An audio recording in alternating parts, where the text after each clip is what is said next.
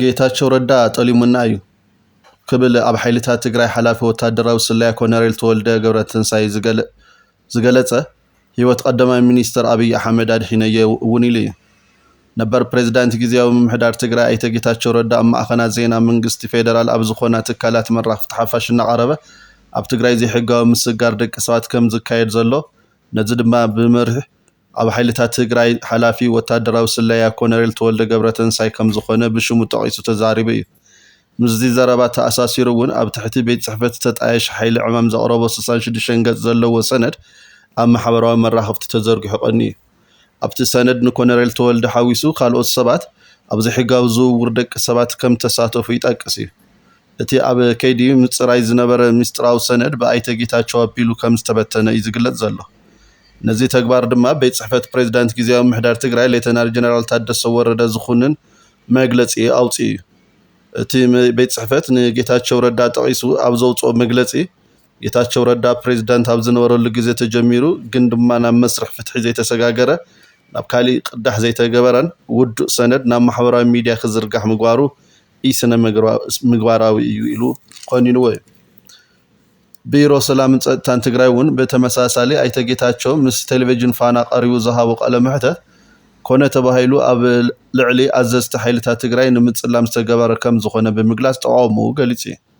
ኣብ ቀረባ እዋን ኣብ ቤት ጽሕፈት ቀዳማይ ሚኒስትር ኢትዮጵያ ኣማኻሪ ጉዳያት ምብራቕ ኣፍሪካ ኮይኑ ዝተሾመ ኣይተ ጌታቸው ረዳ ግን እቲ ሓይሊ ዕማም ተጻሪዩ ዝቐረበ ሰነድ ከፍጽም ድሌት ዘለዎ መሪሕነት ስለዘየለ ናብ ካሊእ ዝምልከቶ ኣካል ኣሕሊፈዮ ከም ዝሃበ እዩ ዝገልጽ ዘሎ ሎሚ ቢቢሲ ብኣይተ ጌታቸው ኢሉ እውን ብሓይልታት ዕማም ፕሬዝዳንት ጊዜያዊ ምምሕዳር ትግራይ ዝተዳለወ ሰነድ ሽሙ በተደጋጋሚ ተላዒሉ ዝኽሰስ ዘሎ ሓይሊ ሓላፊ ወታደራዊ ስለያ ሓይልታት ትግራይ ኮሎኔል ተወልደ ገብረትንሳኤ ኣዘራሪብዎ እዩ ኮሎኔል ተወልደ ገብረትንሳኤ ብወገኑ ኣይተ ጌታቸው ዘቕረቦ ክሲ ሎሚ ብዕሊ በኣንደበቱ ስለ ዝገለጾ እምበር ፕሬዝዳንት ኣብ ዝነበረሉ ግዜ እውን ደገፍቱ ብዝኾኑ ነጠፍቲ ማሕበራዊ ሚድያ ኣቢሉ ሽመይ እናጸለመኒ ይመጽኡ ኢሉ ድሕሪ ምዝኽኻር ኣይተ ጌታቸው ፕሬዝዳንት ኣብ ዝነበረሉ ግዜ እቲ ኣብ ልዕሊና ዝካየድ ዘሎ ወፍሪ ዘገድሰና ከማይ ዝበሉ ሓለፍቲ ሰራዊት ትግራይ ኣብ ልዕሊና መጸለምታ ይወርድ ኣሎ ኢልና ሓቲትናዮ ዝሃበና ምላሽ ድሓን ነዞም ከምኡ ዝገብሩ ዘለዉ ሕማቕ ሰባት መልሲ ክቦም እየ እናበለ ከታልለና ጸኒሑ ኢሉ እዩ ኣብ ኣዲስ ኣበባ ኣብ ዝሕተም ሄራልድ ዝተባሃለ ናይ እንግሊዝኛ ጋዜጣ ሽምና ጠቒሱ መጸለምታ ይካየዳሎ ኢልና ምስ ተዛረብናዮ እውን ሽዑ ዝሃበና መልሲ ከምኡ ብምዃኑ ኣዝየ ዝሓዝን ነቶም ከምዚኣ ዝገበሩ ዘለዉ ሕዚ በዓለ ብእንግሊዝኛ ጽሒፈ መልሲ ክቦም እየ ኢሉኖ ከም ዝነበረ እዝክር እየ ግን የታለልና እዩ ነይሩ እምበር ባዕሉ ኣካል እቲ ዘይወዓልናዮ መጸለመ ከም ዝነበረ እየ ዝርዳእ ዘለኹ ኢሉ ኣይተ ጌታቸው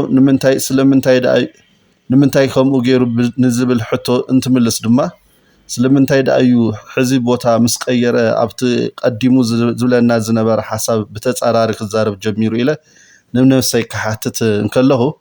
ጌታቸው ቅድሚ 2 ዓመት ተረከቦ ናይ ፕሬዝዳንት ስልጣን ብዝግባእ ስለዘይተዋጽኦ ስልጣን ኣይተዋሓጠሎምን ኣብ ልዕሊ ዝበሎም መራሕቲ ናይ ጸለመ ወፍሪ ጀሚሩ ማለት እዩ ኢሉ መሊሱ እቲ ጋዜጠኛ ንጌታቸው ረዳ ፕሬዝዳንት ጊዜያዊ ምምሕዳር ትግራይ ምዃኑ ኣይተዋሓጠልኩም እንድዩ ኢሉ ኣይሓተቶምን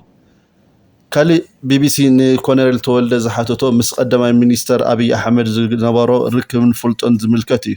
ነይሩ ሕቶ ቢቢሲ ኣብ ግዜ ኩናት ኢትዮ ኤርትራ ሓለቓ ናይ ሎሚ ቀዳማይ ሚኒስትር አብይ አሕመድ ከም ዝነበርካ ሰሚዐ ሓቂ ድዩ ብቐረባ ትፋለጡ ዲኹም እዩ ነይሩ መልሲ ኮሎኔል ተወልደ ድማ እወ ምስ ዶክተር አብይ ኣጽሪና ኢና ንፋለጥ ጥቡቕ ዝምድና እዩ ነይርና ኣብ ግዜ ኩናት ኢትዮ ኤርትራ እውን ኣብ ግንባር ባድመ ኣብ ሓደ ክፍሊ ኢና ነርና ኣነ ናይቲ ክፍሊ መተሓባሪ እየ ነይረ ብህይወት ንኽህሉ እውን ኣስተዋጽኦ ነይሩኒ ክብል ይኽእል እየ ኣብ ሓደ ኣጋጣሚ ንሱ ዝተመደበላ ስራሕ 8 ኣባላት ነይሮም ሓንደበት ኣነ ንዕኡ ደብዳባት ይጽዕቕ ስለ ዘሎ ኪድ ናብ ድፋዕቶ ኢለ ኣእትየ እዩ ሕማቕ ኣጋጣሚ ኮይኑ ድሕሪ ደቓይቕ ብወገን ጸላኢ ከቢድ ብረት ተተኪሱ ብጀካ ኣብይ ኩሎም እቶም ምስኡ ዝተመደቡ 7 ኣባላት እታ ክፍሊ ኣብ ኣስተሰውኡላ ሞት ይዝክር ኢሉ ኮነሬል ተወልደ ስድሩን ምርአይ ናብ ወፃኢ ከም ዝኸደ እንትኸድ እውን እቲ ሕቶ ንኣይተ ጌታቸው ረዳ ፕሬዝዳንት እናሃለወ ዝተጀመረ ዋላ እኳ እንተኾነ ሌተናል ጀነራል ታደሰ ወረደ ምስ ፌደራል መንግስቲ ኣካላት ብምዝራብ ክወፅእ ከም ዝኽኣለ እዩ ሓቢሩ። ቢቢሲ ናብ ዓዲ ክትምለስ ዲኻ ገሊኦም ሃዲሙ እዩ ደግመ ይምለስን እዩ ክብሉ ሰሚዐ ኢሉ ንዝሓተቶ ስድርኡ ክርኢ ከም ዝኸደ ምስ ስድርኡ ከሕልፎ ዝመደቦ ግዜ ምስ ወድአ ናብ ዓዱ ናብ ስርሑን ከም ዝምለስ ይገሊጹ። ኮነሬል ተወልደ ገብረተንሳይ ኣብ መወዳእታ ዝተዛረቦ መህደም ሲኢነ ኣይኮንኩን ተጋዲለ እዩ ይመልሱ። ዝኸበርኩምን ዝኸበርክን ተመልከቲ ዩቲዩብ ሓድሽ ነገር እዚ ዩቲዩብ እዚ ሳብስክራይብ ክትገብሩ ላይክ ሼር ብምግባር ካልኦት ሰባት ንኽርእይዎ ብምግባር ከምኡውን ዘለኩም ርእይቶ ኣብ ኮሜንት ንክትፅሑፉ እናተላበኹ ምሳይ ስለ ዝፀናዕኹም ኣዝየ ዘመስግን ክብረት ይሃበለ።